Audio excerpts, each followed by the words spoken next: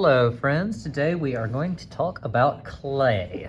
We're going to be using clay to make our ceramics projects. So this is what the clay looks like. It's mud. And we're going to run it through the kiln, so it's going to more than dry out. We're going to fire it, and when it's done, it's going to turn into a ceramics project. And the ceramics is the same thing that your coffee cups, that your plates and things like that are made out of. Sometimes your bakeware, so it's very strong. Although if you drop it, it can break. Very durable against the heat. So, let's talk about how to make our clay actually work. So, when we start with the clay, we're going to mold it into our shapes, and then we're going to run it through the kiln.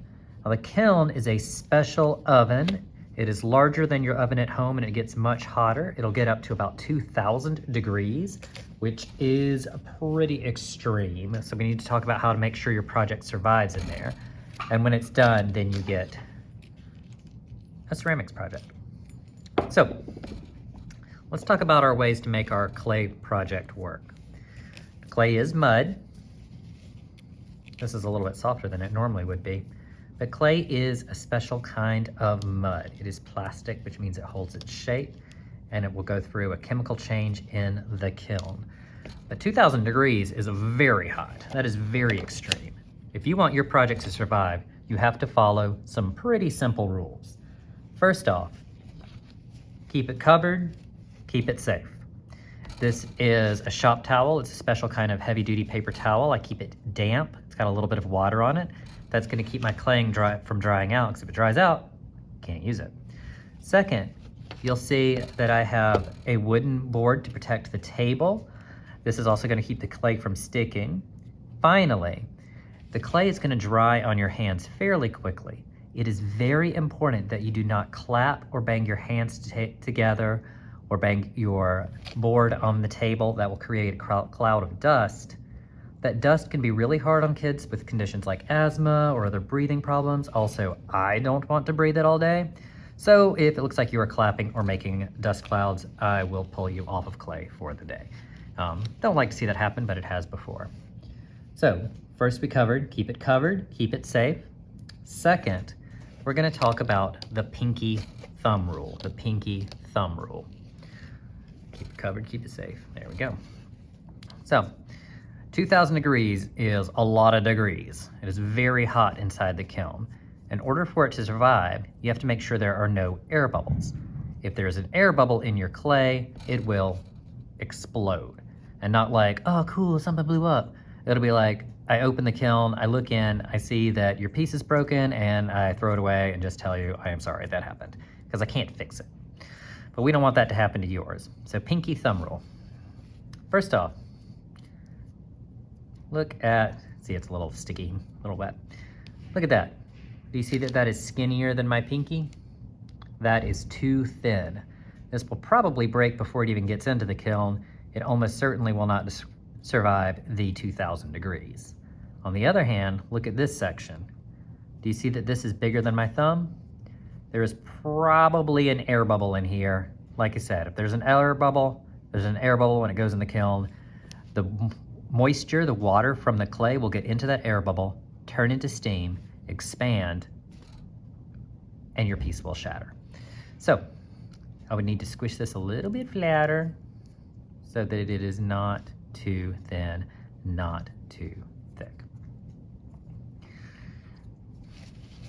Honestly, I probably just put an air bubble in there by folding it up. So let's talk about the second one. We've talked about keep it covered, keep it safe. We've talked about the pinky thumb rule. Let's talk about slip and score.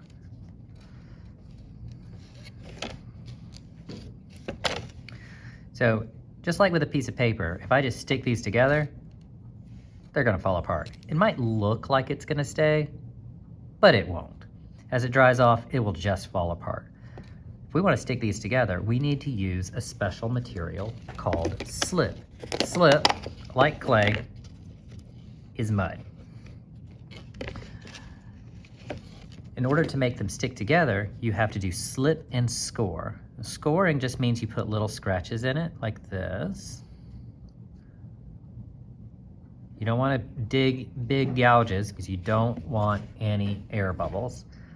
And I'll put it like this. And don't want to see.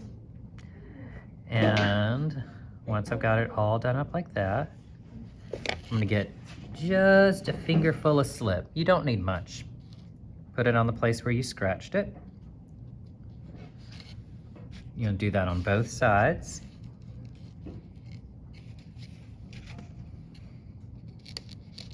See that it changes color and rubs out those gaps. Then press it together. Push it, you'll see some of the slip come out of the side. You can use your fingers to pinch it together and smooth it out. You can also use your tools.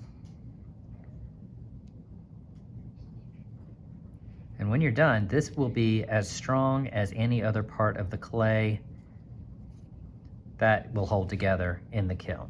That's how you do it. So we covered 3 rules. We covered keep it covered, keep it safe. We covered the, ooh, so sticky. Clay is very soft.